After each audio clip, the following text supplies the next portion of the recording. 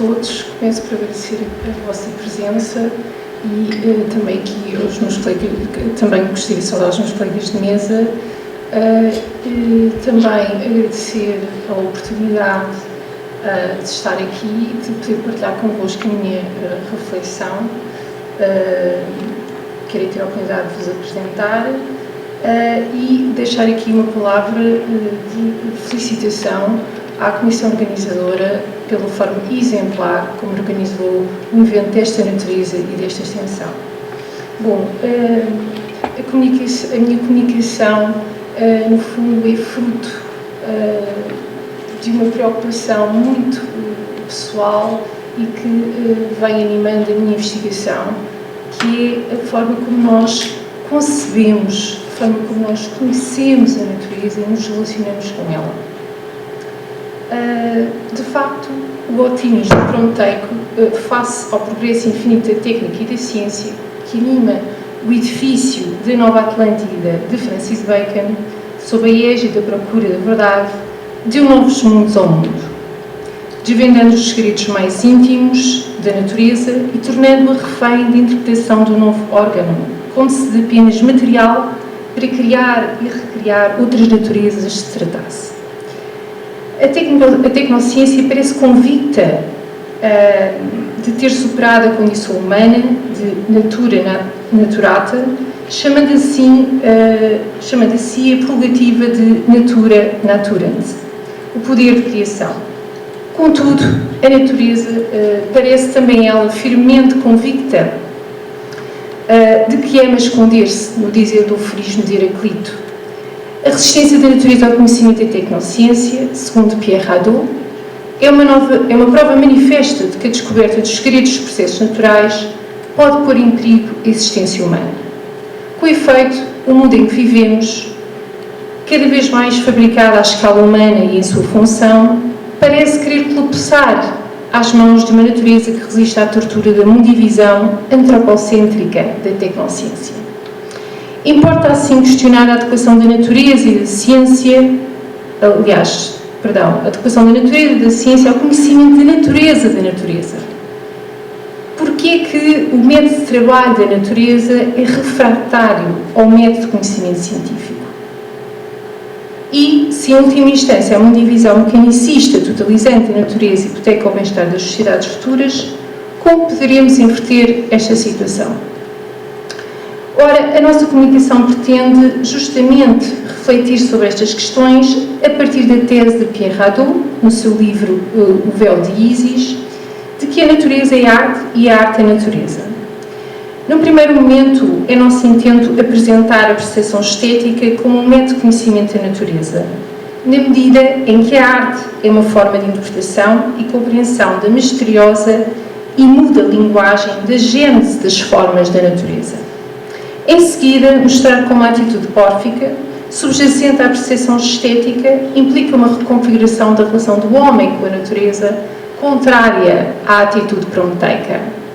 O homem, ao tomar consciência do caráter radicalmente misterioso e problemático da gênese da totalidade do real através da arte, reconhece como sendo uma parte integrante dessa mesma natureza infinita e indizível.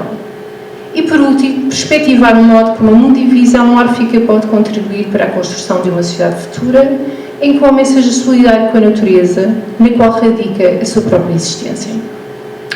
Ora, antes de mais, há que ter em conta a diferença fundamental que atravessa a percepção estética e o conhecimento científico, ou seja, os interesses da primeira em contraste com o interesse utilitário do segundo. A percepção estética deixa aparecer as coisas tal como elas são, independentemente do interesse que possamos ter sobre elas. Adotá-la como modelo de percepção filosófica significa, no dizer de Lucrécio ou Sêneca, olhar para o mundo como se o víssemos pela primeira vez.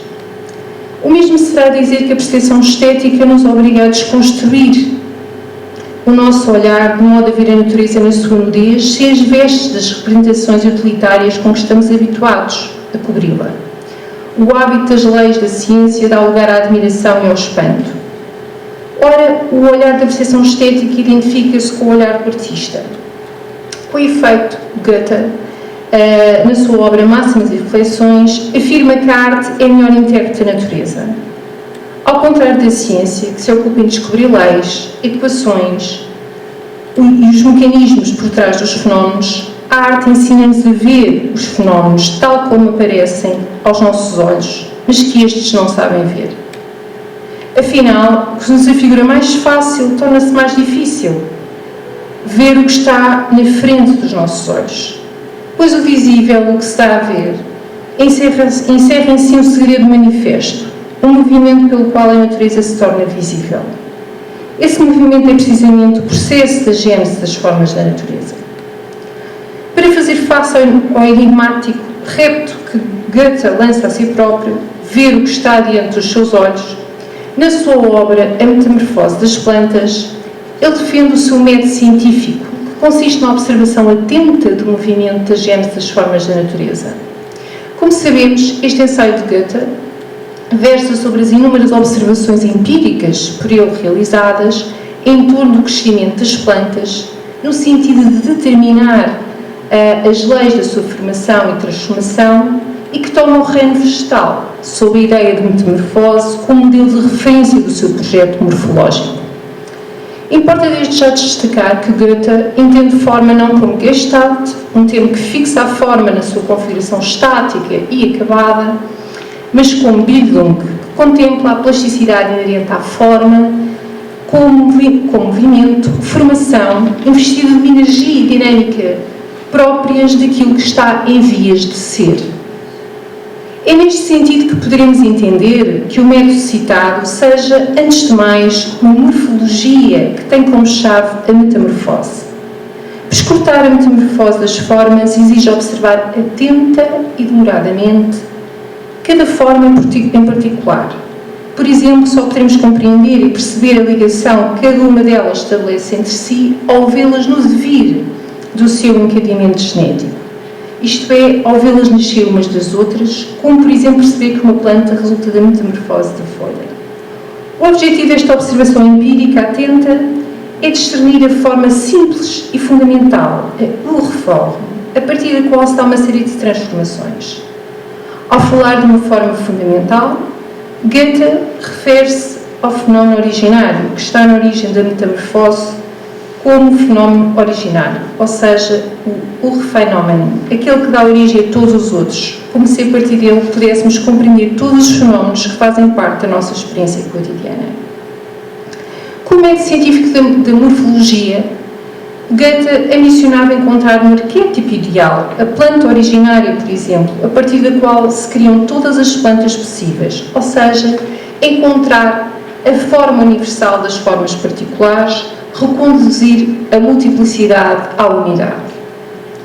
A percepção sensível da natureza transforma-se assim numa percepção intelectual, que descobre o fenómeno primordial que percebemos no fenómeno sensível. Como sublinhado, referindo-se à obra de Goethe, A Teoria das Cores, olhar atentamente o mundo é já por si uma teoria. Bom, como podemos então entender a concepção de natureza implícita na doutrina da metamorfose das formas?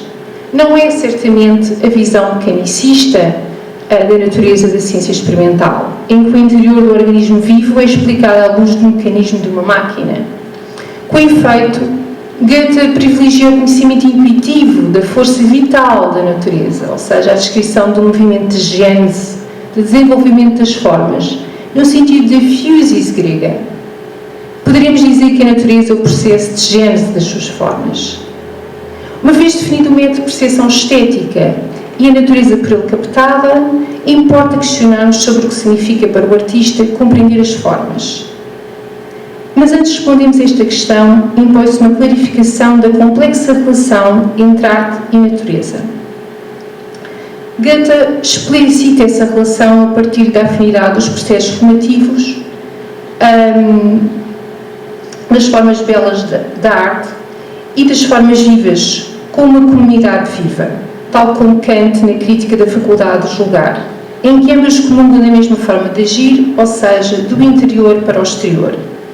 Mas, como ressalta Philomena Mulder, na introdução à tradução portuguesa da Metamorfose das Plantas, se Kant estabelece a analogia entre a arte e a natureza, utilizando a metáfora artística, técnica da natureza, para exprimir a abundância de formas da natureza, e se chega às formas vivas a partir das formas belas da arte, Goethe efetua a analogia inversa, ou seja, parte das formas vivas para chegar às formas belas, insistindo na afinidade entre ambos os processos formativos, cujo verdadeiro alcance só é realmente captado através da compreensão da precedência das formas naturais sobre as artísticas. Assim sendo, podemos dizer que compreender as formas da natureza implica, através de uma observação atenta das formas naturais, entrever o método de trabalho da natureza, ou seja, as leis fundamentais da metamorfose das formas naturais e dos seres vivos. E, nessa relação de familiaridade com a natureza, o artista é então capaz de reproduzir o movimento pelo qual a natureza cria determinada forma. Por outras palavras, a arte não imita o que vê, mas antes o processo de gênese das formas e opera como ele, dando a ver o processo natural. A frase de Picasso, não se trata de imitar a natureza, mas de trabalhar como ela, ou de Paul Klee, o artista interessa-se principalmente pela natureza naturante e não tanto pela natureza naturada, são exemplos expressivos da natureza como objeto de exagese da arte.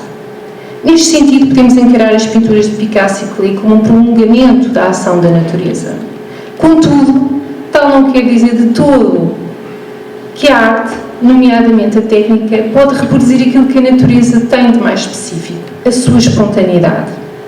Com efeito, nada pode ultrapassar a perfeição de um ser vivo, ou seja, a sua existência tal como é. Ora, a relação de familiaridade que o artista estabelece com a natureza condula a uma outra experiência, a da incontornável presença existencial da natureza como fonte criadora e com a qual se identifica. Aliás, o artista só produz a sua obra na medida em que experiencia a sua unidade profunda com a Terra e o cosmos.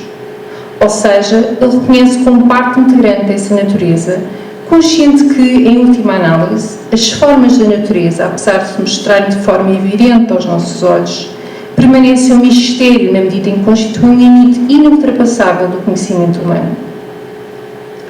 A arte não só é a melhor intérprete da natureza, como é reveladora da finitude da condição humana, radicada no horizonte ontológico alargado da natureza. Parece-nos assim que o método de conhecimento experimental baconiano, que insiste em esventrar, dissecar, seccionar os objetos naturais, na procura incessante do seu segredo de fabricação, como se de uma realidade radicalmente distinta da natureza humana se tratasse, ignora a natureza misteriosa da natureza que se manifesta diante dos nossos olhos, ou seja, o seu elan vital e a nossa co-pertença a essa natureza inexprimível e indizível.